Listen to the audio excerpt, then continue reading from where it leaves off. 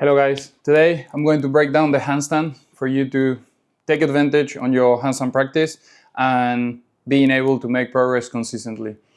It's not a strength skill, so it takes a whole different approach. The first thing that you should be doing is visualize it, because if you don't see it, you're aiming everywhere and getting nowhere. You have to build it. It's very different to any other strength skill. So to track the progress, you have to be focused and you have to be setting realistic goals. So before you even start, just take a second to understand where you're at. One simple tip that not many people talk about, it's the width of your hands when it comes to kicking on the handstand. If you're a guy like me, or if you're training a lot and your mobility is being affected by the amount of training that you're doing, you're going to benefit of going wider with your handstand. You can see many athletes doing handstand push-ups a lot wider, because if you go narrow, you're just simply restricting the range of motion of your shoulder. So go a little bit wider and see how that affects your balance, because you're going to be a little bit more comfortable. Now it's time to actually try, right? So one thing that a lot of people do is that they load too much and they gain too much momentum. So then it's really hard to break. Yeah. So to avoid that, try to set your head aligned with your hands. Also, your hands, don't just place them flat, like fingers together. Spread your fingers, grab the floor, and feel that you are under control. Preload the fingers so you are breaking before you even go. You have a lot more chances of kicking and staying there if you do that.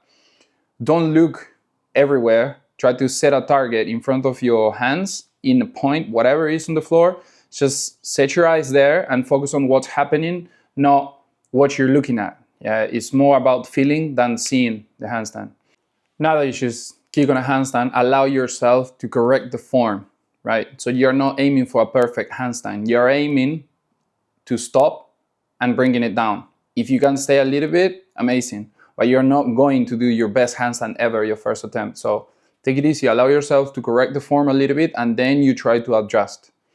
Another thing that a lot of people get wrong is flexing the muscles instead of engaging the muscles. When I mean the muscles, is your core, the rest of the body, whatever is not like your arms, yeah, shoulders to toes. Just engage it, chill. Don't flex it like crazy, because you're not gonna get any feedback of whatever is happening, on your body when it comes to the handstand. Just engage it. Try to relax. Stay straight, but aware. When you're kicking on a handstand, it's essential that you use the wall. Yeah, either back to wall or chest to wall. In this case, I'm showing a back to wall attempt. The number one thing that you should be trying to do is not coming off the wall to hold it, but coming off the wall to come back to the wall again and repeat it. Think about this as your reps. Yeah, you want to get a stronger back, you do pull-ups for reps, right?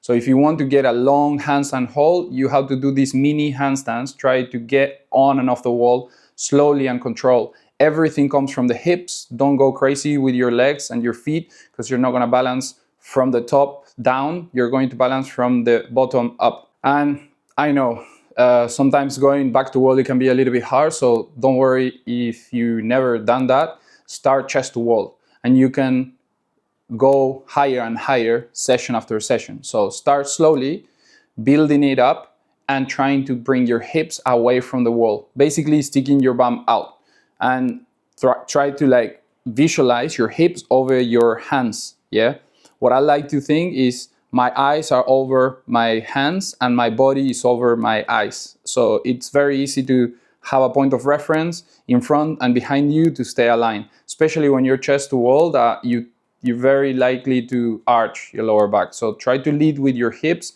slowly take one leg out. And the most important thing, again, is not trying to lead from the top down, because you're gonna get an ugly form. It's gonna hurt your lower back and you're not gonna get off the wall. It's gonna feel super frustrating. So try to go slowly, feeling lighter on your feet before you bring them out by bringing your bum out. And one last thing is that when you kick, if you've done all the drills, if you feel really close to do the handstand, when you kick, you're kicking with your entire body, not only with your legs.